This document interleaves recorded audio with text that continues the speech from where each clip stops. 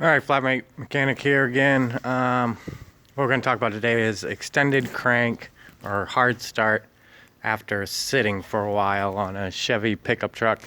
A lot of these engines are the same. This circumstance goes for actually a lot of vehicles with an extended crank after it sits. Basically, what we're going to start testing is the fuel pressure. Usually in a situation like that, if the car sits overnight and you go out to start it, and it seems like it's taking a while and eventually it fires. Usually what your vehicle is trying to do is it's trying to rebuild fuel pressure in the fuel system to get that engine to fire, because typically what should happen is that fuel pressure should hold overnight, so when you turn your key, that fuel pressure is right there on demand, ready to go. So what we have here is a customer complaining of exactly that. The car sits overnight, he hops it in the morning, seems to crank for a little while, and then when it starts, stumbles a little bit, and then it comes right out of it. Usually an quick and easy way to tell if it's fuel pressure related is just turn the key on, cycle the key on. By doing that, it actually turns the fuel pump on for a few seconds, which primes the system. And if you shut the key off and do that again, it will prime the system again. If you're able to cycle the key 2 or 3 times and your car starts right up in the morning, then you know it is a fuel pressure problem. You're losing fuel pressure somewhere.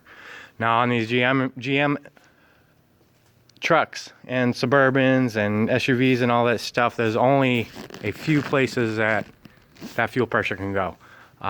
One is going to be the fuel pressure regulator, which is right here. It's pretty easy to access. It's got a vacuum line that comes off the end of it. So one of the first things you want to check, you can just pull this vacuum line off.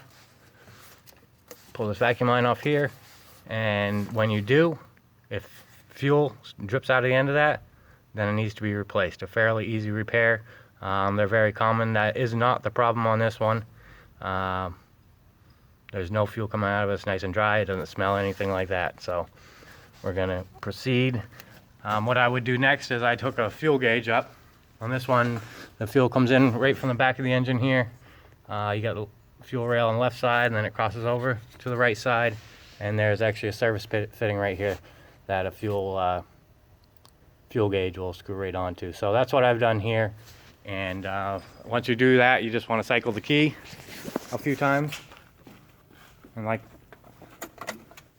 I said, what that's going to do is it's just going to run the fuel pump. It's going to prime the fuel system. Then I'm going to come out and basically you're just going to watch that fuel gauge.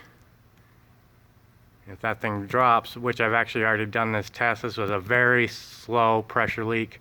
If this thing sits for about 20 minutes, it drops down to about 30 psi. If it sits overnight, it's going to end up at about 0. So if you see any fuel pressure drop there within 10-15 minutes, then you know you got a problem. I just had the spark plugs out of this. Well, yeah, like I was saying, really, there's only 3 places the fuel can go on this one. You either got a leaky injector.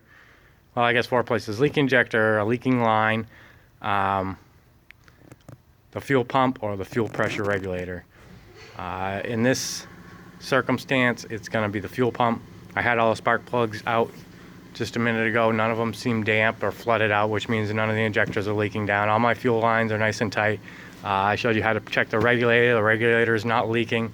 So the only thing that leaves is the fuel pump. So this vehicle is going to get a fuel pump to solve that extended crank issue. But like I said, in a lot of cases, you can just pop the hood, pull this vacuum line off of that regulator, and if you got fuel come out of it, that's your problem.